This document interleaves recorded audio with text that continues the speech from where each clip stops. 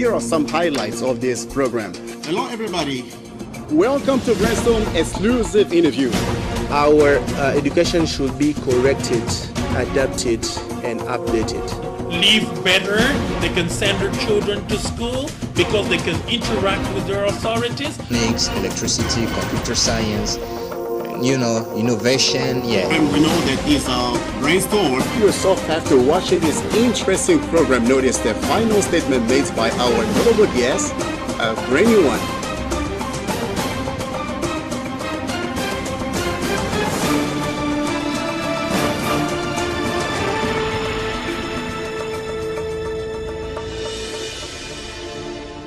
Hello everybody and welcome to Brainstorm Broadcast.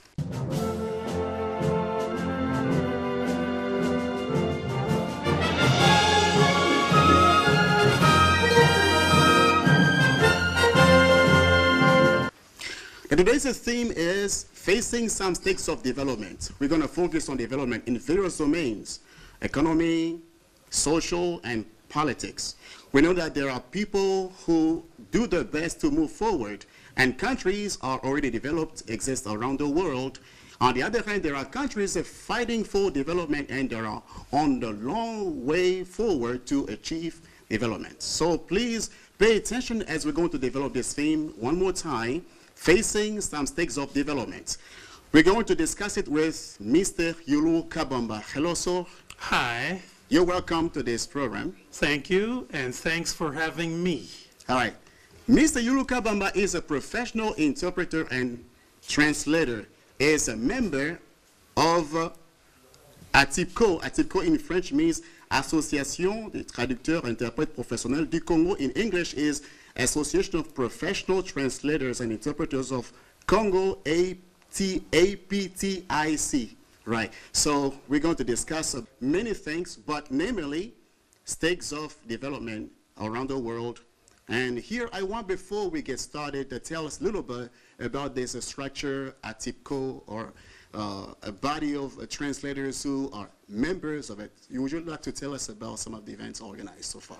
Yeah, there is an association of professional translator and interpreter, as you have put it so well. It's a group of people who volunteer to give to the DRC who committed themselves, I should rather say, to give to DRC the very best interpretation and translation service. Those people include the senior members. They did not attend any translator interpretation school, but made themselves interpreters and translators, and they have done it successfully.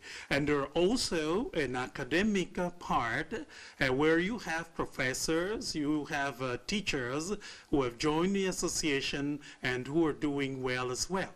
All right, things are really great. As I can listen to what you're saying, what are some events prepared and so we can look forward to? We have a major, great event in the offing. It will be the 30th of September. Where all the DRC translators, interpreters, linguists are going to get together to celebrate the World Translation Day. And any other person watching this is invited to join us that day to celebrate the World Translator Day. Yeah, word translation, that's also part of the factors of development, because people will be trained and learn, especially students, how to do their job well in the days ahead. Right, that being said, facing some stakes of development, let's get started with this relevant topic. Broadly speaking, what does the concept development mean for you? When we talk about development, for me, development means changing something. It may be in the area, in the economic area, as you have said, and the social area, something to make life better, people's life better. So it has to do with the community, not just individuals to get developed, individuals to get rich, scandalously rich, compared to the majority. That's not development. But when the entire community is involved, when the majority of the people's life start changing, that's what I call development. Yes, we know that this concept development a little bit complex, right? As regards to many things people are expecting too. You can say something about development according to your perspective. Somebody else can also try to break it down according to how it views this concept. So we know that people gather together in the framework of United Nations. They try their best to have the most the country possible get development. So ladies and gentlemen, please watch this video about development. What does it take to get developed in a country? Please watch this video. We'll be back. It is so decided. In 2015, world leaders made a promise for the well-being of all people and the planet. We need action to reach the Sustainable Development Goals by 2030. There's progress in life expectancy and disease prevention.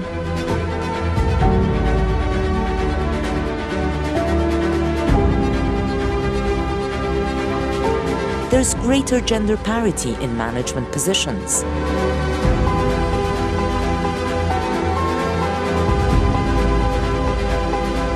Many developing economies have seen a growing middle class. Safe sanitation and basic hygiene services are becoming the norm.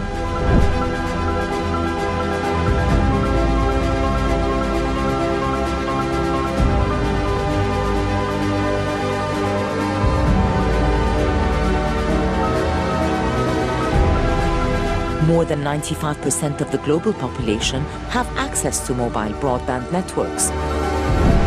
The future of energy is cleaner.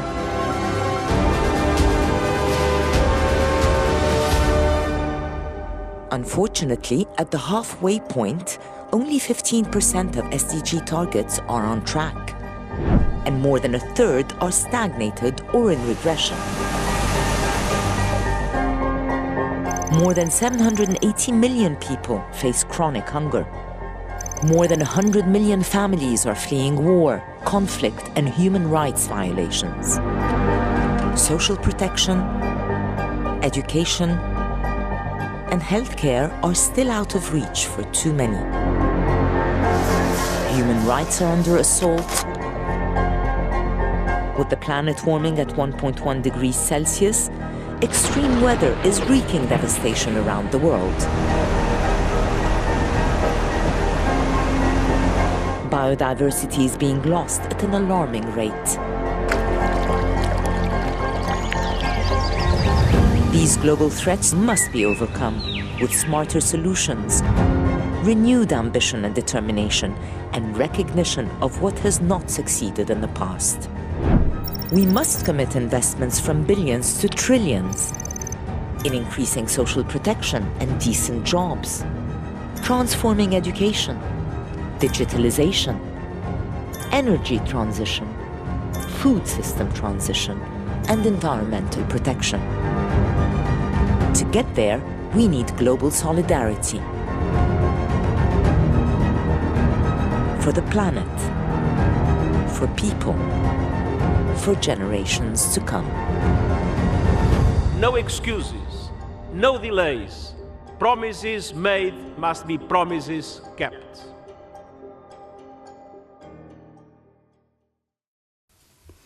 All right, now, can you tell us some key factors of development? There are many, so you can try to name some of them. Naming some of them, just we have to comply with what UNDP has said, the Human Development Index. You cannot talk about development when you neglect this. We have to look at health, people's health. You have to look at nutrition, people's food. You have to look at education, how people are educated. Are they getting skills, the necessary skills to help them work, to help them perform in the society? Is it a quality education? You have to look at all that. And you have to look at public services. What about transport? But we can see people walking, too many people walking. So something is wrong, and we can detect something is wrong. Okay, I can feel that you mostly based on DRC Congo. Even though we talk about some African countries that are stagnating when it comes to development, so to make things clear, I want you just to help understand the concept like developing countries, underdevelopment, developed country, and third world countries, just to make things clear. Yeah, development has brought some characterizations whereby we have developed countries, underdeveloped countries, developing countries. We have all those such notions. It's important to understand them. And in Africa, mostly it's difficult to identify developed countries. Developed country means that countries where technology is developed, a country with highest level of technology or technological development, and underdeveloped countries where you do not have much technology, countries where you have things are based on the rural area, you have some form of farming activities, and with an extrovert economy, looking to other countries, having to buy everything from abroad. And the worst case scenario in our country, we have even foreigners now making the cassava bread for us, which is very bad. A cassava leaves cooked by foreigners, and you go to a shop and buy. What does that mean? That is underdevelopment. Yes, we know, and if through your explanations you stress much African countries as well as the DRC as part of the African country, so how can you account for there's a contrast between independence and development? Because most of African countries have become independent for so long time, several decades, and yet underdeveloped. How can you explain? What are some obstacles? There are several obstacles. I would say we need a proper diagnosis for all that to understand what happened exactly. But looking at our own case, I would say it has to do with leadership. I like to tell people that not anyone can be member of, or not anyone can be given positions of responsibility in terms of leadership for a country. Sometimes we have seen in African countries people having their friends just because they are their friends in power, giving them positions of responsibility on the basis of friendship, which is very bad. I think we must come up with clear criteria who should lead countries, who should leave different public services. If we have proper criteria, I think that would do good to African countries.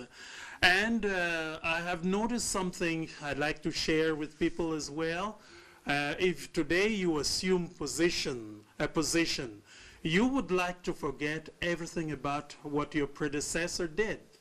You will start anew. I look at it as people trying to reinvent the wheel every time. And that has done a lot of harm to African countries. You should not reinvent the wheel. You should know where the other one, where he stopped. And then you continue, take it from there.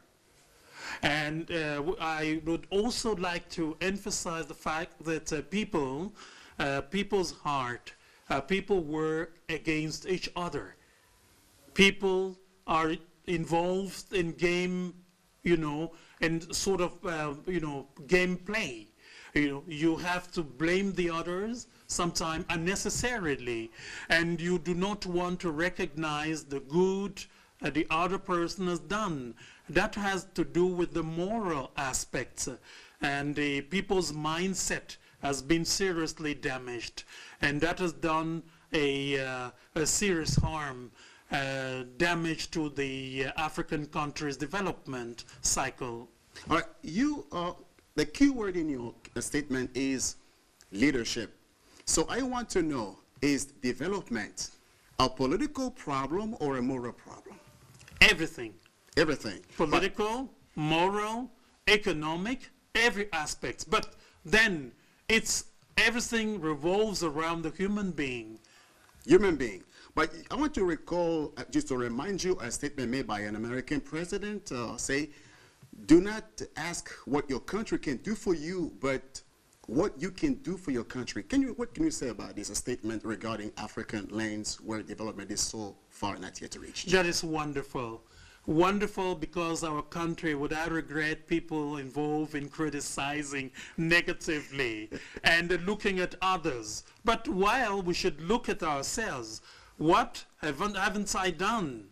Am I doing right? Am I doing the right thing for my country? What am I doing with my children, with my family? Am I doing the right thing?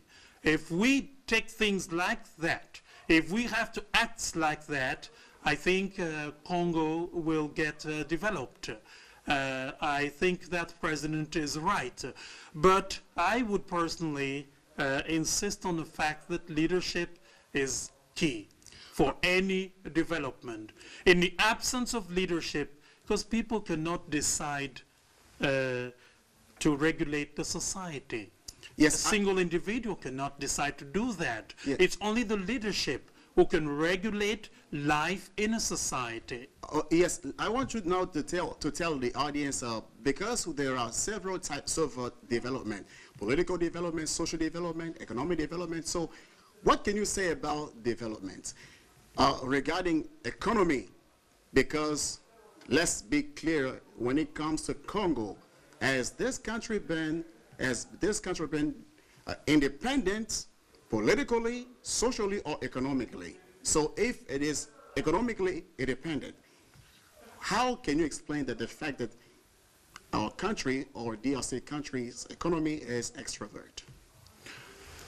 I think it has to do with the economic area.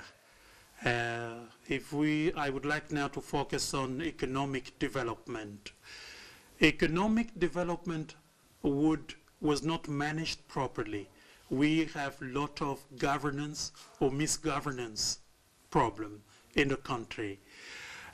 Good governance would have maybe make or get the authorities to share properly the resources of our country.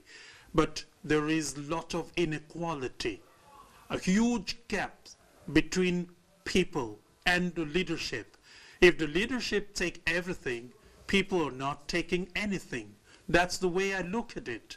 You know, they have to strive, they have to fight, to struggle hard in order to survive. And economic area would also require a development that goes from the bottom level to the top level. We have neglected the rural area. Look, we have neglected some of the basics. That's why today we are in trouble. Look at the road, look at the transport, look at all the difficulties people are having. It's because we neglected the bottom level. If you take the public services, you go, for example, to the municipalities, you will see they do not have even a single paper. You have to give them to provide the paper. You have to provide for everything. That is too bad. So I want a development that goes from the bottom to the top, and resources in the country to be put at the, the lowest level, the bottom level, to carry them, to bring them up.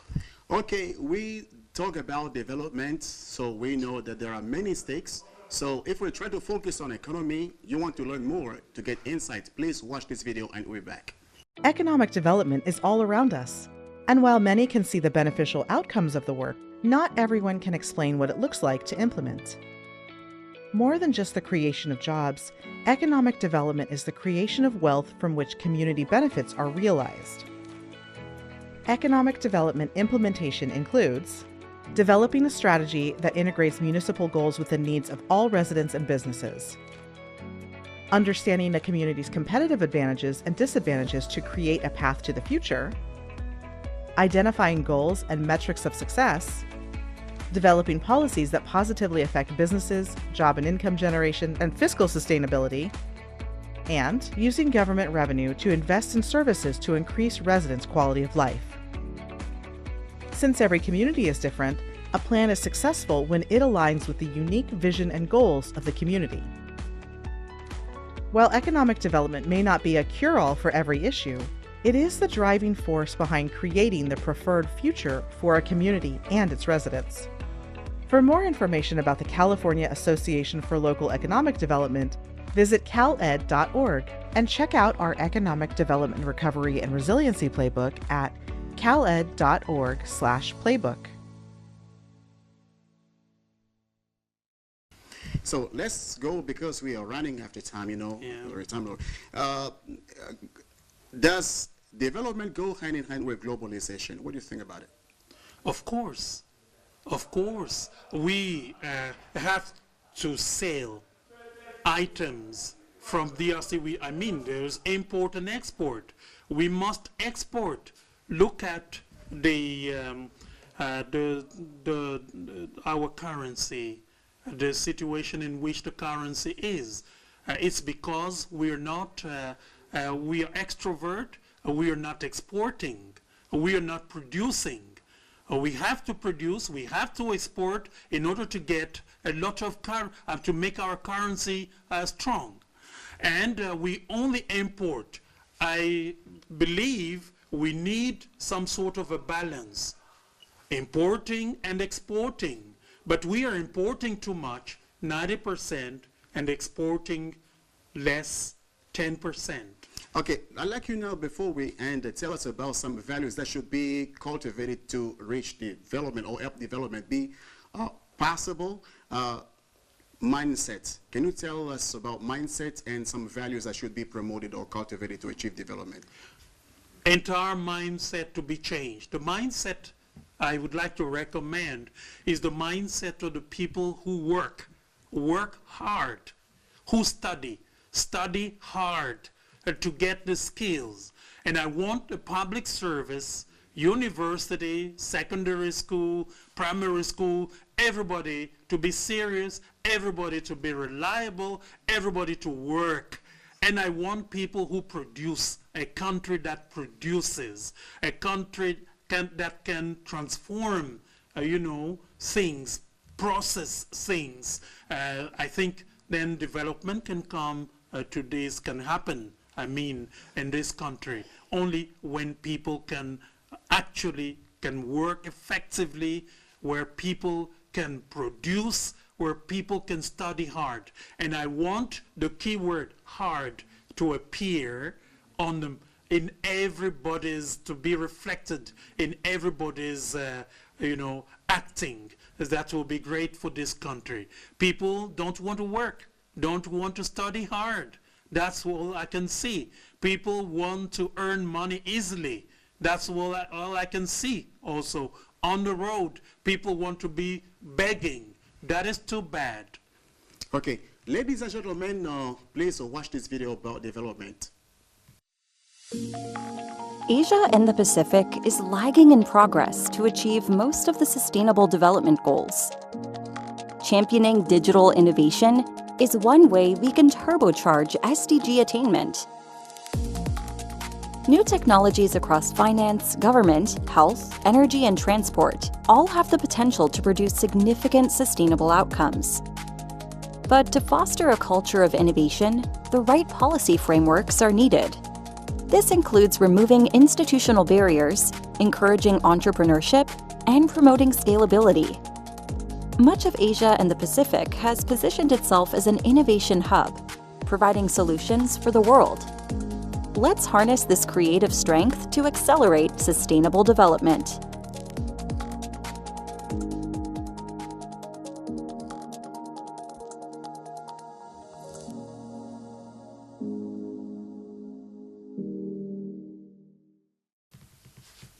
All right, now, would you like just to say your closing statement, because we talked a lot about development, so Well, I want to know your closing remarks on this topic, facing some stakes of development. I am an interpreter and translator, a professional one. I have attended several meetings, even high-level meetings, heads of state summits, ministerial meetings, and I have eyewitness exchanges between, or sharing between people from different countries. That brought me to understand the stakes around development. So, interpretation job is very important. You people watching, join us to be interpreters and translators. Join us in the association at TIPCO, and then we will learn more about development. There are a lot of constraints to be a good interpreter. You should work hard. You should study hard. You should be in the learning process. Thank you. Okay. Thank you so much, Mr. Yulukabamba, for joining us. That being said, we are at the end of our program. Thank you so much. 30th of September, World Translation Day. All right. Thank you. Facing some stakes of development, that was today's topic. It was our pleasure just to have you many watch this program. So interestingly, you were focused. We developed things that way about economy, political, social, and many other issues about development, not only in Africa, but especially in the Democratic Republic of Congo. Please keep watching on the national channel. In the days ahead, some of the issues that will be developed and presented on this program. Thank you for watching. Bye.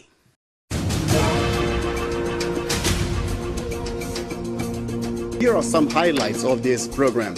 Hello, everybody. Welcome to Grandstone exclusive interview. Our education should be corrected, adapted, and updated.